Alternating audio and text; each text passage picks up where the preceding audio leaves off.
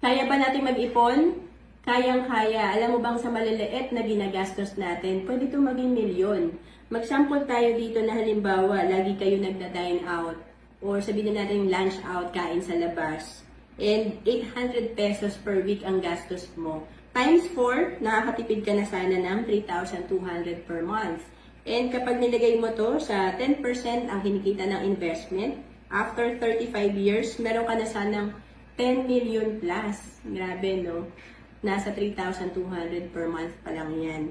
And paano pa yung ibang ginagastos natin sa bottled water, soft drinks, junk food, sweets, coffee, milk tea.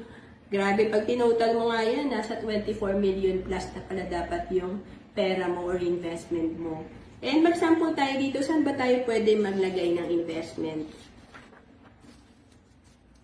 Kung nakakapag-ipon ka ng 100 pesos per day or 3,000 per month, and dito pwede ka magsimula sa Kaiser. Kasi dito may healthcare ka na, life insurance and investment. And 7 years to pay lang to.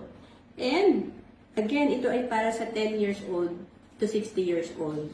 Kaya nga mag-sample tayo dito na minimum investment per age bracket. Pag 10 to 40 years old ka, pwede ka pa sa 2,647 per month or 88 pesos per day. Again, for 7 years lang tayo magbabayad dito. And ang projected fund natin after 20 years, nasa 524,776.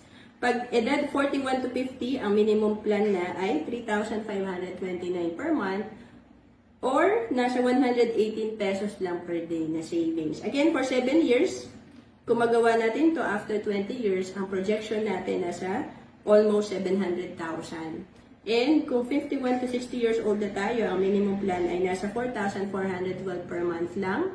And again, 7 years to pay. Ang projected fund natin after 20 years, 874,626.